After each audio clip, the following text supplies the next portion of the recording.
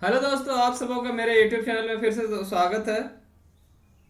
दोस्तों, आज के वीडियो में हम लोग देखने वाले हैं कि मैंने कैसे एसएससी का लेकर जीएस का प्रिपरेशन कैसे किया। यदि मैं मेरी बात करूं तो मेरा कोई भी एसएससी एग्जाम में जनरली वही 15 से 20 के बीच आता था। इनफैक्ट एसएससी सीएचएसएल मेंस में तो मेरा कितने 21 क्वेश्चन सही हुए थे। एसएससी सीएचएसएल मेंस में 21 क्वेश्चन जीएस के मेरे सही हुए थे। तो ऐसे क्या किया जाए, या फिर ऐसा मैं क्या करता था जिसकी वजह से ये आता था। जनरली मेरा 17 से लेकर 20 इसी के आसपास मेरा नंबर आता था। तो मैं क्या करता था वो मैं आज आपको बताने वाला हूँ। तो सबसे पहले तो हमें जीएस को, किसी भी सब्जेक्ट को लेकर यदि हम कोई प्रिपरेशन कर रहे हैं तो सबसे पहले तो हमें उसकी भूमिका समझनी पड़ेगी कि किसी भी यदि हम कोई काम को साधना चाहते हैं और उसका कोई भी एक टूल है जिसके थ्रू हम उस काम को पूरा करना चाहते हैं, तो हम उसको सबसे पहले ये देखेंगे कि वो जो टूल है उसका उस काम में कितना प्रयोग है और उसे कितनी आसानी से साधा जा सकता है। तो ये चीज़ देखना बहुत ज़रूरी है। तो जीके क्या है कि जीके ऐसा चीज़ है कि आप जीके को आप कितना मेहनत करो, कितना मेहनत करो, आप कभी भी इसका सिलेबस आपका पूरा नहीं होगा। आप कितना मेहनत करो, आप ये श्योरिटी से नहीं कह सकते हैं कि नहीं मेरे इतने नंबर आएंगे ही आएंगे, मैं इतना तो स्कोर कर पाऊंगा। ये इस बात पे डिपेंड करता है कि क्वेश्चन बनाने वाला क्या क्वेश्चन फॉर्म करता है। तो ये तो रही एक बात। तो क्या मतलब जीके को हम बिल्कुल छोड़ दें? जी नहीं, बिल्कुल छोड़ नहीं सकते हैं। हम उतनी तो चीज़ें कर, देखिए कोई भी काम जो होता है या फिर कोई भी एग्जाम जो होता है उसमें जो है कि 85% जो है चीज़ें ना वो फिक्स होती हैं। 85% चीज़ें फिक्स होती हैं, बाकी 15% चीज़ें फ्लक्चुएट करती हैं, फ्लक्चुएट करती है। तो हमें इन 85% क्वेश्चन जो फिक्स रहती हैं हमें उनमें फोकस करना है, ना कि ये जो 15% क्वेश्चन जो कहीं से भी उठ के आ जाएंगे उनमें फोकस करना है। इनमें हमें फोकस ही नहीं करना है, इनमें कभी फोकस नहीं करना है। और बच्चे क्या करते हैं ना गलती, कि उनसे 85% क्या 90% भी क्वेश्चन हो रहा है, उनके पास 10% क्वेश्चन नहीं होता है, ठीक है, पर वह इस बात को लेकर चिंतित इतना ज़्यादा हो जाते हैं कि मेरे ये 10% क्वेश्चन क्यों नहीं बन रहे हैं, और बाकी वो 90% क्वेश्चन जो उनसे बन रहे थे उनका रिवीजन करना, उन पर ध्यान देना छोड़ के वो 10% पीछे, 10% जो नहीं बन रहा होता उसके पीछे वो भागने चले जाते हैं।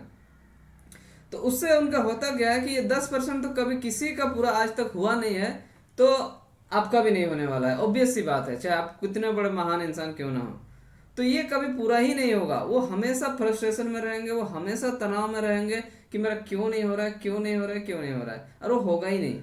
और उसकी वजह से उसका आउटकम क्या होगा, ये जो 90% उनका बन रहा था वो भी गिर के 50% 40% में आ जाएगा, ये भी खराब हो जाएगा। तो कभी मतलब जीके में आप सब चीज़ बनाने की कोशिश कभी मत कीजिएगा।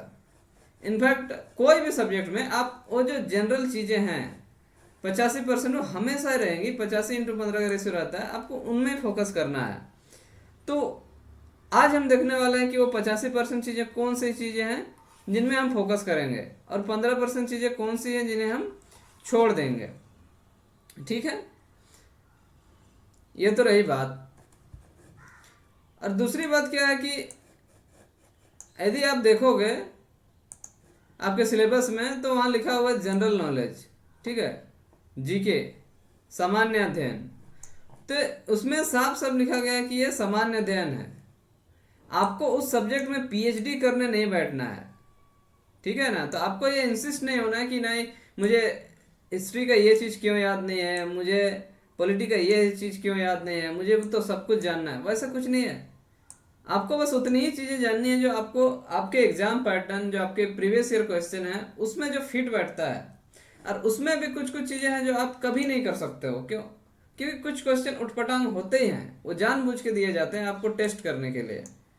तो वो जो उठपटांग क्वेश्चन होते हैं उन्हें कैसे सॉल्व किया जाए वो भी मैं आपको बताऊंगा। तो सबसे बड़ी बात रही कि यदि हमें किसी सब्जेक्ट में पीएचडी नहीं करनी है तो हमें करनी क्या है। तो हमें देखना है कि, ठीक है ना, कि हमें देखना है कि कौन सा सब्जेक्ट ऐसा है जिसमें हम कम से कम पढ़ें और ज़्यादा से ज़्यादा मार्क ले पाएँ, या किसी एक पार्टिकुलर सब्जेक्ट के विषय में किस टॉपिक को पढ़ें जिससे हमें पढ़ना भी कम पड़े और नंबर ज़्यादा आ जाए। बस यही चीज़ें हमें देखना होगा, और सब चीज़ें तो हम कभी नहीं कर सकते हैं। और यदि आपके क्वेश्चन 15+ बन रहा है ना, तो आपको परेशान नहीं होना है। 15+ बन रहा है तो परेशान नहीं होना है, और 15 से कम यदि बन रहा है ना एसएससी के एग्जाम में, तो डेफिनेटली ये परेशान करने वाली बात है, तो आपको थोड़ा कुछ ज़्यादा ध्यान देना पड़ेगा। लेकिन अब 15+ आ रहा है मॉक टेस्ट में, और 20+ के चक्कर में आप बाकी और सब्जेक्ट को यदि इग्नोर कीजिएगा तो ये कभी सही नहीं है।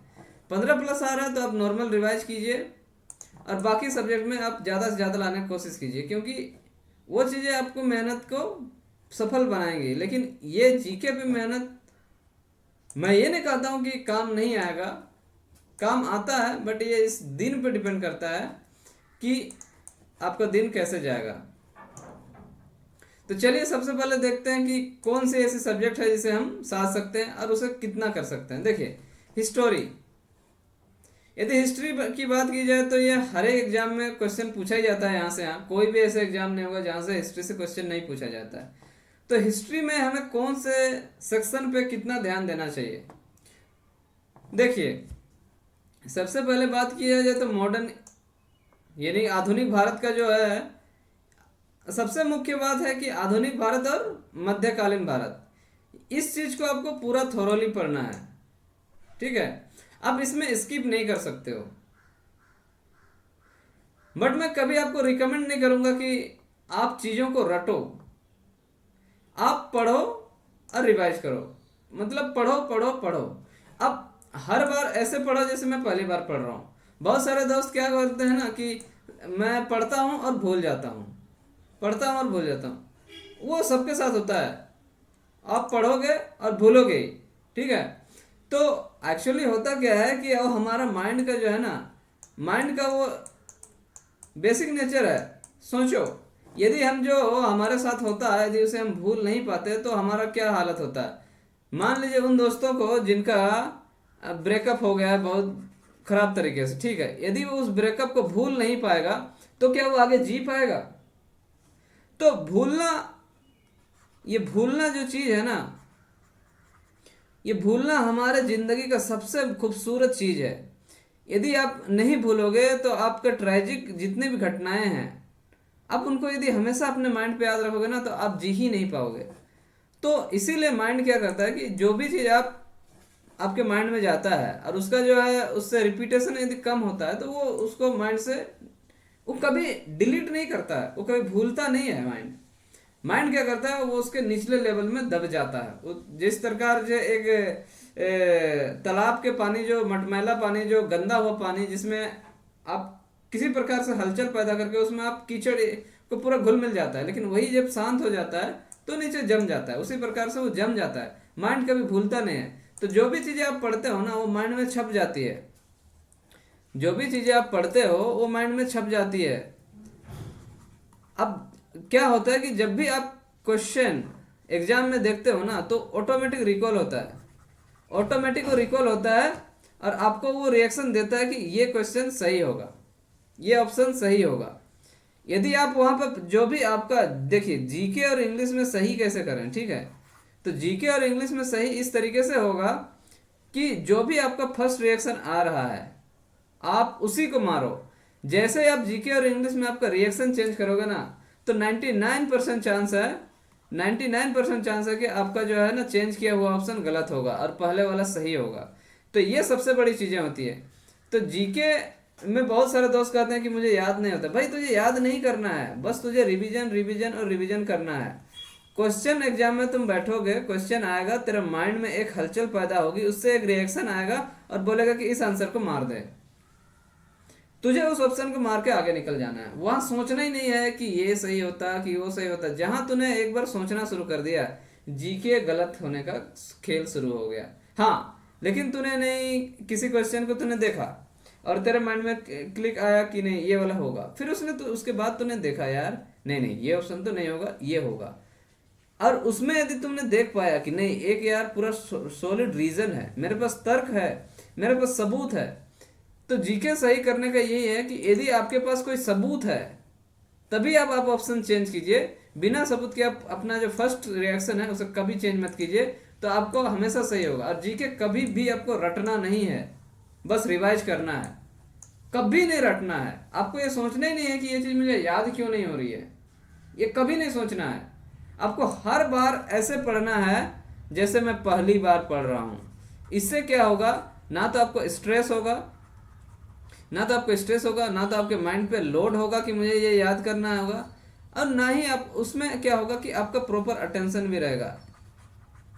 आप एक बार ऐसे पढ़ के तो देखो, हर बार आप ऐसे सोचो कि ना तो मुझे कुछ याद करनी है और ना ही मुझे क्या कुछ रटना है, बस आप रिवाइज करो, ऐसे पढ़ो जैसे मैं पहली बार पढ़ रहा हूँ बस। उसके बाद आप एग्जाम हॉल जाओ, जो रिएक्शन आए पहली बार उसे मार के छोड़ दो, बस इतना ही से काम करना है, लोड नहीं लेना है। तो बात कर रहे थे हम हिस्ट्री का, कहाँ से कहाँ में बात चला गया। तो हिस्ट्री की बात यह है कि देखो यार, हिस्ट्री का जो है ना मॉडर्न और मिडाइवल वाला पार्ट तो मैंडेटरी है, ठीक है, इसे आप स्किप नहीं कर सकते हो क्योंकि यहाँ से क्वेश्चन आ ही जाते हैं। प्राचीन भारत की बात क्या है कि कभी आते हैं कभी नहीं आते हैं, उसमें कुछ स्पेसिफिक टॉपिक हैं जैसे सिंधु घाटी हो गया, उनके कुछ मुख्य बिंदु होंगे, बौद्ध, मौर्य, जैन वगैरह वगैरह से थोड़ा बहुत जो इम्पोर्टेंट चीज़ें हैं उसे आप शॉर्ट नोट से आप कवर कर सकते हो। लेकिन इन चीज़ों का आपको एक बार क्या है कि एक डीप नॉलेज होना जरूरी है। डीप कहने का अर्थ उतना भी डीप नहीं, बस कुछ तो होने चाहिए जिससे आप चीज़ों को क्या है कि रिलेट कर पाओ। तो इस चीज़ों को आप एक बार अच्छे तरीके से इस चीज़ को आप पढ़ेंगे। तो मैं क्या करता था, मैं क्या किया, देखिए सबसे पहले तो मेरा क्या है कि मेरे ज़िंदगी का सबसे पहला किताब ही जीके का लुसेंट था। मुझे जीके पढ़ना बहुत पसंद था, मैं तो 7-8 क्लास से ही जीके पढ़ता था।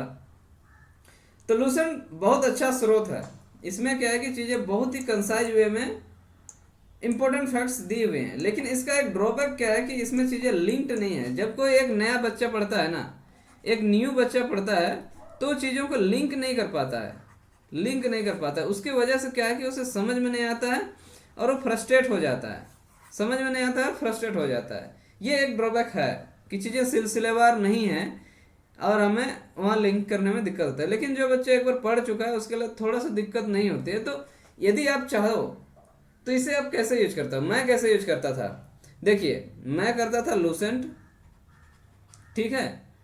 उसके बाद पीवाईपी तो आपको करना ही है, वहां से आपको ये सबसे देखो पीवाईपी तो करना ही करना है। उससे आपको ये समझ में आ जाएगा कि मुझे कहाँ और किस तरीके के क्वेश्चन मुझे देखने हैं। तो जिन तरीके के क्वेश्चन आपको एग्जाम में देखे जा रहे हैं उस चीज़ को तो आपको करना ही करना है और उस टॉपिक को करना है। तो पीवाईपी तो नो डाउट करना ही है। उसके बाद क्या करना है कि लुसेंट पढ़ना है। मैं पढ़ा, लुसेंट पढ़ा, तो बहुत सारी चीज़ें इसमें क्या करना है कि ना फैक्ट, इसमें क्या हो गया कि कम समय में मेरे फैक्ट्स रिवाइज हो जाते हैं। सबसे बड़ी बात यह है कि देखिए जीके में सबसे बड़ा रोल रिवीजन का है। यदि आप चीज़ों को लिंक नहीं भी कर पाते हैं तो कोई उतनी ज़्यादा दिक्कत नहीं होती, क्योंकि ये कोई मैथ नहीं है कि तुम लिंक नहीं करोगे तो सॉल्व नहीं होगा। ये रीजनिंग नहीं है कि यदि तुम लिंक नहीं करोगे तो सॉल्व नहीं होगा। ये इंग्लिश नहीं है कि तुम लिंक नहीं करोगे तो सॉल्व नहीं होगा। ये क्या है कि एक बेसिक फैक्ट्स है, आपके एग्जाम में फैक्ट्स पूछे जाते हैं। तो इसलिए लुसेंट का सबसे बेहतरीन चीज़ है कि कम समय में आपका रिवाइज हो जाता है, इसीलिए ये बेहतर है, इसीलिए मैं पढ़ता हूँ। और इसके बाद क्या है कि मैं यूपीएससी का, आप किसी पे मतलब इंटरनेट पे सर्च करोगे तो यूपीएससी का हैंड रिटन नोट्स आ जाएंगे जो बेसिक फैक्ट्स होते हैं, जिसमें जो प्री के लिए होते हैं। आपको इसमें मतलब यूपीएससी के मतलब एक्सप्लेनेशन वाला नोट्स में नहीं जाना है। आप गूगल में सर्च करोगे या किसी भी मतलब टेलीग्राम चैनल वगैरह में मिल जाता है कि यूपीएससी का जो है ना, यूपीएससी का हैंड रिटन नोट्स जिसमें फैक्ट्स होंगे, ठीक है। तो उससे क्या होगा, यूपीएससी हैंड रिटन नोट्स में क्या होता है कि इसमें चीज़ें क्या होती हैं कि सिलसिलेवार तरीके से होती हैं, सिलसिलेवार तरीके से होती है। उसके वजह से क्या एक क्रम बन जाता है और हम एक पैटर्न को समझ जाते हैं। और जब हम एक पैटर्न में अब पढ़ते हैं ना चीज़ें, हाँ सब क्लिक होते हैं, इसके बाद ये हुआ, इसके बाद ये हुआ, तो उससे क्या होता है कि हाँ पढ़ने में मज़ा आता है। जब चीज़ें सारी क्लियर होती है, कोई डाउट नहीं रहता, तो तो इससे ये हो जाएगा, इससे सारी चीज़ें क्लियर हो जाएंगी। ठीक है, लेकिन इसमें ये चीज़ ध्यान रखना कि बहुत ज़्यादा एक्सप्लेनेशन वाला नहीं होना चाहिए, और उसी को पढ़ें जो पीवाईपी में रिलेटेड चीज़ें हैं, ये चीज़ जरूरी है। उसके बाद क्या है कि आपको इतना यदि किए, आप लूसेंट किए, यूपीएससी हैंड रिटन नोट्स किए, फिर भी यदि आपको कुछ समझ में नहीं आ रहा है ना, तो हिस्ट्री का एक यूट्यूब में सबसे बड़ा फ्री कंटेंट है और सबसे अच्छा कंटेंट है जो एग्जाम ओरिएंटेड क्वेश्चन का एक, क्या बोलूँ, एक भंडार है, वो है एडुटेरिया। यदि आप एडुटेरिया से आप हिस्ट्री कर लेते हैं ना, तो आपके हिस्ट्री से आने वाले 80% 90% क्वेश्चन तो आपके आसानी से बन जाएंगे, एडिटोरिया के वीडियो से ही बन जाएंगे। क्योंकि जो प्रवीण सर जो हिस्ट्री का जो वीडियो बनाए, वो उनका एक मतलब अलग ही मतलब प्रभाव है, अलग ही वैल्यू है एग्जाम के पॉइंट ऑफ व्यू से देखा जाए। वो आज से कितने साल पहले बने, लेकिन वो हमेशा रिलेवेंट रहेंगे। तो यदि आप एडिटोरिया से हिस्ट्री कर लेते हो, यदि आपको पेड कोर्स नहीं लेना है तो एडिटोरिया से, इनफैक्ट पेड कोर्स में भी आपको इस क्वालिटी का हिस्ट्री नहीं मिलने वाला है। तो हिस्ट्री का वीडियो आप एडिटोरिया से देख सकते हैं, वहां से आपकी सारी कंफ्यूजन दूर हो जाएगी। और उसमें क्या है कि उन्हीं चीज़ों का समावेश है, उन्हीं चीज़ों का समावेश है जो एग्जाम में पूछा जाता है। तो यदि मैं तो यही 3 चीज़ों पे फोकस रहा। लूसेंट पढ़ा क्योंकि फैक्ट रिवाइज करने में मुझे कम समय लगता था, और यूपीएससी नोट्स में इसलिए किया क्योंकि लूसेंट में सारी चीज़ें लिंक्ड नहीं है, तो पढ़ने में मज़ा नहीं आता है। तो यूपीएससी हैंड रिटन नोट्स से चीज़ें सिलसिलेवार तरीके से दी गई रहती हैं, इसलिए उससे मुझे समझने में आसानी होती है। और पीवाईपी किया ताकि मैं एग्जाम के पैटर्न को समझ सकूं, और वहाँ जिन क्वेश्चंस का रोल ज़्यादा है मैं उनमें ज़्यादा फोकस कर सकूं। और एडिटोरिया से मैंने वीडियो देखा तो मुझे सारी चीज़ें मतलब क्या है कि एक बार याद हो गई। तो बस इतना ही सा है, यदि आप भी फॉलो कर सकते हो।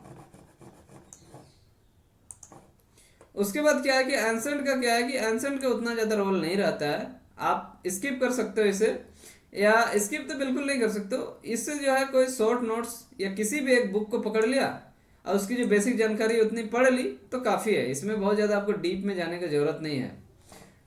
जैसे सिंधु घाटी सभ्यता हो गया, धर्म हो गया, जिसमें बौद्ध जैन एक्स्ट्रा महाजनपद वाला, मौर्य वाला पार्ट, इसमें कुछ जो है राजवंश हैं उनकी जुड़ी जो बेसिक जानकारी है उसे आप ले लो। बाकी इसमें आपको बहुत डीप में जाने की जरूरत नहीं है, किसी भी किताब से आप ये तो कर सकते हो। पीवाईपी ना भी देखो तो इसमें कोई ऐसा कुछ बात नहीं है। ठीक है, मिडाइवल और मॉडर्न फूल और प्राचीन को आप नोट से कर सकते हो, मैंने तो वही किया। पॉलिटी, अब पॉलिटी की बात करते हैं। देखिए पॉलिटी में क्या है कि आपको पढ़ना बहुत सारा कम है, इसमें क्या है कि लिमिटेड सोर्स है। पॉलिटी का सबसे बड़ा क्वालिटी ही ये है कि ये लिमिटेड है, इसमें बहुत ज़्यादा ऐसा कुछ नहीं है जो एग्जाम में पूछा जाता है, और वास्ट है और समझना भी आसान है। इसमें कुछ ऐसा है नहीं, बस बेसिक फैक्ट्स हैं और कुछ कुछ चीज़ें। हाँ, पॉलिटी पढ़ने में क्या है, वही चीज़ है कि ये लिमिटेड है और यहाँ से क्वेश्चन अच्छे खासे आते हैं किसी भी एग्जाम में हो, और यहाँ से मार्क सिक्योर करना आसान होता है।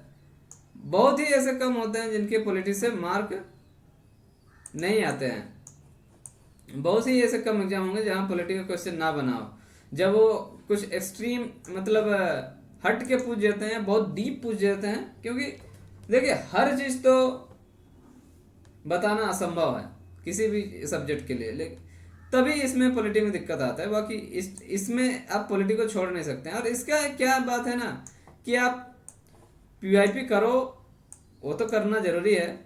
आप कोई भी बुक उठा लो, आप केवल लूसेंट पढ़ के भी आप इसे आराम से कर सकते हो। इसके लिए ज़्यादा भटकने की कोई ज़रूरत नहीं है, या यहाँ वहाँ जाने की कोई ज़रूरत नहीं है। किसी भी एक बेसिक बुक को उठा लो और कर डालो। मैं तो सिर्फ लूसेंट से ही किया हूँ।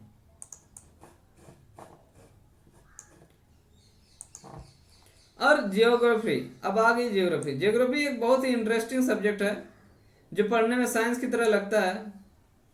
ये इसमें फैक्ट्स का भी समावेश है और तर्क का भी समावेश है। तो एक बहुत ही क्या बोलेंगे, ये विज्ञान और आर्ट्स दोनों का समावेश है। तो जियोग्राफी भी एक ऐसा सब्जेक्ट है जिससे आप आसानी से अपना स्कोर कर सकते हो। ये जियोग्राफी हो गया, पॉलिटी हो गया, इसमें आपको पढ़ना कम चीज़ें रहता है। हिस्ट्री में कुछ ज़्यादा याद रखना पड़ता है, लेकिन जियोग्राफी की क्या है कि चीज़ें रिलेट कर सकते हो, चीज़ों में तर्क होता है, तो पढ़ने में क्या होता है कि वो मज़ा आता है। तो जियोग्राफी में किस चीज़ पे फोकस किया जाए? देखिए इंडियन जियोग्राफी सबसे पहले, एसएससी की बात किया जाए तो इंडियन ज्योग्राफी, भारतीय, भारत से जुड़ी हुई जितनी भी ज्योग्राफी हैं, चाहे भारत की बाउंड्री हो, चाहे भारत के लिए जो भी है, मतलब ज्योग्राफी के जितने भी टॉपिक्स हैं जो भारत से रिलेटेड हैं, तो वो तो आपको करना ही करना है सबसे पहले। इसे आप लूसेंट से भी कर सकते हो, पीवाईपी तो देखना ही है नो डाउट। और उसके अलावा आप यूपीएससी का हैंड रिटन नोट्स, इसमें ये चीज़ बहुत बड़ा रोल प्ले करता है। यूपीएससी का हैंड रिटन नोट्स जो जिसमें प्री के लिए फैक्ट्स रहते हैं वो, प्लस आप लूसेंट कर लो, तो इतने सारे चीज़ों में आपका सारा काम खत्म हो जाएगा। उसके बाद आता है फिजिकल, जो मतलब जो भी वायुमंडल से जुड़ी जितनी भी घटनाएं हैं, पृथ्वी के पटल से जुड़ी जितनी भी घटनाएं हैं, उन सब चीज़ें से, ब्रह्मांड हो गया, जलवायु हो गया, भूकंप हो गया, ज्वालामुखी हो गया, चक्रवात, इस तरह मतलब जितने भी मतलब पृथ्वी में जो है ना भूकंप से जुड़ी हुई जितने भी नेचुरल इवेंट्स हैं, घटनाएं हैं, इनको आपको देखना होगा। इन्हें भी मतलब इसे इस बात पे रिलेट करके देखना होगा कि ये भारत के लिए कितना, मतलब भारत में क्या पैटर्न है इन घटनाओं का, भारत में जैसे जलवायु का क्या प्रभाव है, भारत में भूकंप का क्या प्रभाव है, भारत में ज्वालामुखी का क्या प्रभाव है, लाइक दैट कि मतलब भारत में ये सब चीज़ों के कितने फैक्ट्स हैं, इस पे आपको पहले फोकस करना है। उसके बाद यूनिवर्सल में थोड़ा बहुत आप देख सकते हो, यूनिवर्सल आप नहीं भी देखोगे तो एग्जाम में आपको कोई दिक्कत नहीं आने वाली है। और वर्ल्ड जियोग्राफी तो आप बिल्कुल छोड़ के चल सकते हो, आप नहीं भी पढ़ोगे तो कोई दिक्कत नहीं आने वाली। अब रही बायोलॉजी की बात, यदि उन सब्जेक्ट के बाद सबसे ज़्यादा नंबर क्वेश्चन यदि पूछा जाता है एसएससी में तो बायोलॉजी से पूछा जाता है। अब बायोलॉजी के लिए लूसेंट एनफ है, लूसेंट आप पढ़ लो काफ़ी है, सारे क्वेश्चंस बन जाएंगे। और इसके अलावा आप पीवाईपी भी कर लेना, लूसेंट के साथ पीवाईपी कर लेना, इतना काफ़ी है। अब इसमें क्या है कि सीजीएल और सीएचएल मेंस में ना कुछ डेट्स को लेकर क्वेश्चन पूछे जाते हैं। यदि पिछले 2 साल से यदि देखा जाए कि कौन सा इन्वेंशन किस साल में हुआ था, कौन सा मतलब थ्योरी किस साल में दिया गया था, ये सारी चीज़ों को लेकर क्वेश्चन पूछे जाते हैं। तो इसमें एक चीज़ का, हाँ इसमें आप क्या करोगे तो पीवाईपी से उन सारे डेट्स जो भी आए हैं, देखिए हमारे साइंस को लेकर पिछले मतलब 300-400 साल में इतने डेवलपमेंट हुए हैं कि आप हर डेट और हर इन्वेंशन को आप याद कभी नहीं रख सकते हो, चाहे आप कितना महान आपका क्या बोलूँगा, आप कंप्यूटर के अलावा आप यदि कुछ भी हैं मानव इंसान है तो आप वो याद नहीं कर सकते हो, ना आप उस चीज़ के लिए पढ़ सकते हो। हाँ लेकिन पीवाईपी में जो चीज़ें आप तक आ चुकी हैं, आप उन सारी चीज़ों को एक बार इकट्ठा कर लो और उसे नोट बना के आप उन सब चीज़ों को ध्यान रख लेना कि मतलब डेट वाली जो है कितने साइंस के क्वेश्चन आए हैं, ये एसएससी और सीजीएल मेंस में क्वेश्चन इसमें से पूछे जा रहे हैं। अब बायोलॉजी तो हो गया, अब इकोनॉमिक्स में क्या है कि इसमें कुछ कुछ बेसिक टर्म होते हैं कि किसे क्या कहा जाता है, किसमें किस चीज़ को शामिल किया जाता है, तो बेसिक टर्मिनोलॉजी को आपको समझना है। उसके अलावा पीवाईपी देखना है और लूसेंट, बेसिक टर्मिनोलॉजी, पीवाईपी और लूसेंट। इसमें भी लूसेंट में हर चीज़ नहीं पढ़ना है, बेसिक टर्मिनोलॉजी में भी हर चीज़ नहीं पढ़ना है, इन तीनों का यदि आप समावेश कर लेते हैं, लूसेंट से बहुत सारी चीज़ें छोड़ने वाली है इकोनॉमिक्स में। तो इकोनॉमिक्स में लूसेंट में नाम मात्र के ही चीज़ें हैं जो पढ़ने वाली हैं, बट हाँ इन तीनों चीज़ें कर लो तो हो जाएगा। इसमें इसको बहुत ज़्यादा टूल नहीं देना है, यदि आप इकोनॉमिक्स नहीं भी पढ़ पाते हैं तो आपको परेशान नहीं होना है। अब फिजिक्स केमिस्ट्री के लिए आप पीवाईपी और लूसेंट पे आप ट्रस्ट कर सकते हो, मैंने तो इतना ही किया है बस, इसको बहुत ज़्यादा ध्यान नहीं देना है, इसको भी बहुत ज़्यादा ध्यान नहीं देना है, आप इन्हें बस गुजरते हुए देख लेना। अब बात रहा स्टैटिक का, स्टैटिक तो आप सबसे पहले पीवाईपी से देखोगे कि किस तरीके से आ रहे हैं, उसके बाद पीवाईपी प्लस लूसेंट का यदि कम्बिनेशन कर लिया जाए तो भी ये हो जाएगा। आपको स्टैटिक में बहुत ज़्यादा मतलब लोड नहीं लेना है कि मैं याद नहीं हो रहा है, वो याद नहीं हो रहा है, कोई बात नहीं यार, याद नहीं होती है, किसी को याद नहीं होती है, बस रिवाइज करना है। ये तो होगी बात। मैं इतना ही किया, मैं स्टैटिक जीके पे कभी फोकस ही नहीं किया, मतलब पढ़ता था, कहने का अर्थ है कि कभी मतलब 2 महीना में, कभी 6 महीना में रिवाइज कर लिया, इस तरह है। मैं इसमें कभी जोर नहीं दिया, मेरा सबसे पहले था हिस्ट्री, पॉलिटी, जियोग्राफी, बायोलॉजी, इतनी चीज़ें पहले हो जाएं, इतनी चीज़ों को रिवाइज आप कर लो और बाकी जो भी चीज़ें हैं उसको थोड़ा थोड़ा कर लो और इनको उसके बाद थोड़ा थोड़ा देखते रहना, इसमें लोड लेने का ज़रूरत नहीं है।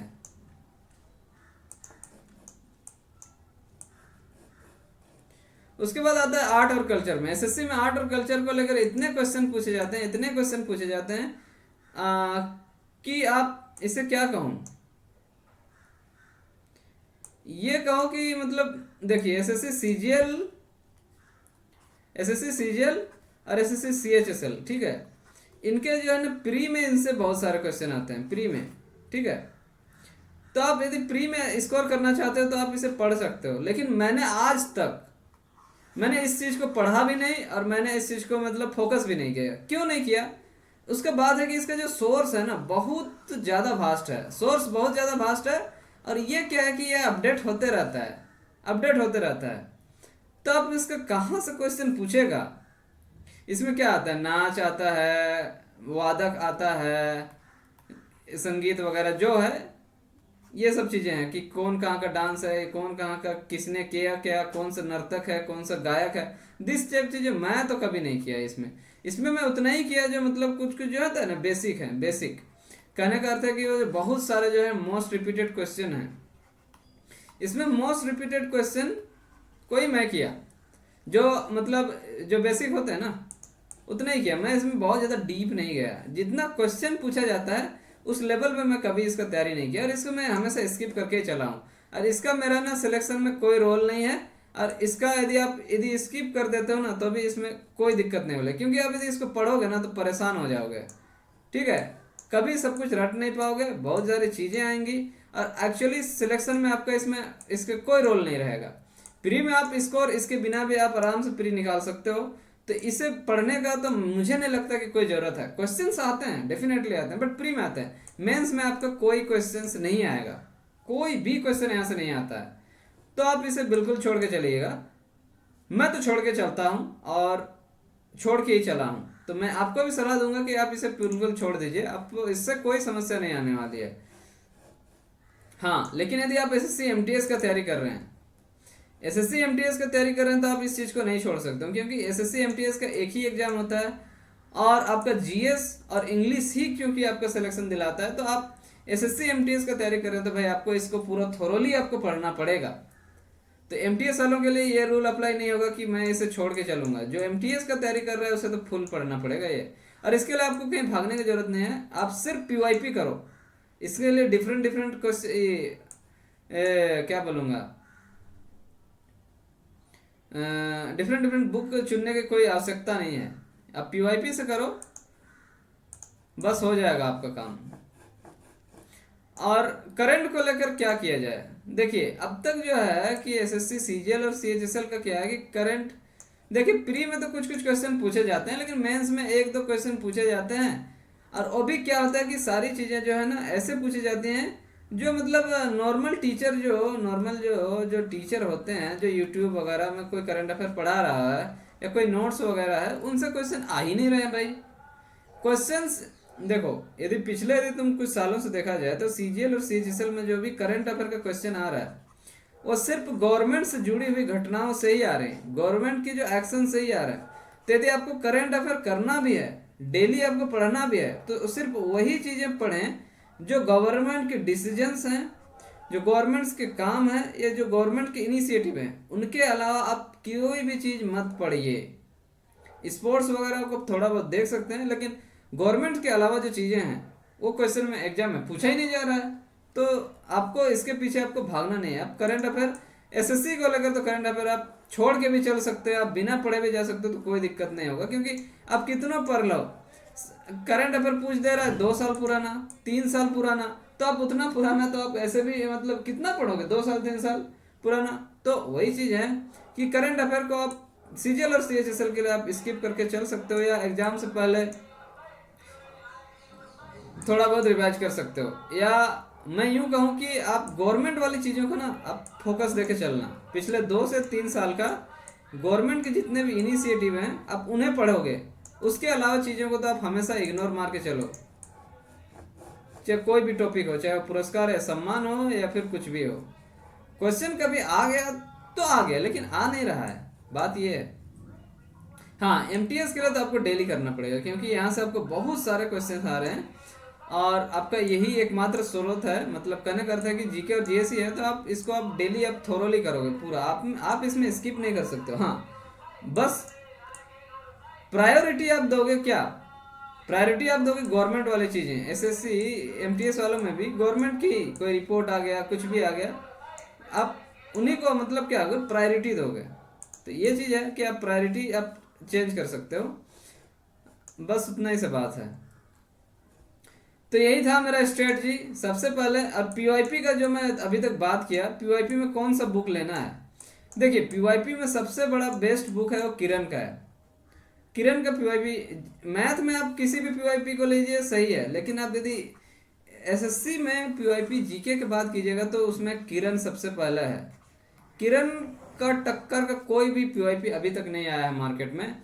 और इसमें आपको पीवाईपी को कैसे साधना है ना, पीवाईपी को साधना ऐसे है कि आपको क्वेश्चन तो करने हैं, क्वेश्चन जो आप कर रहे हो तो करोगे ही, ऑब्जेक्टिव तो करोगे, लेकिन उसके साथ साथ जो एक्सप्लेनेशन दिया हुआ है ना, उस एक्सप्लेनेशन को आप स्किप नहीं करोगे और कभी स्किप नहीं करोगे, ठीक है।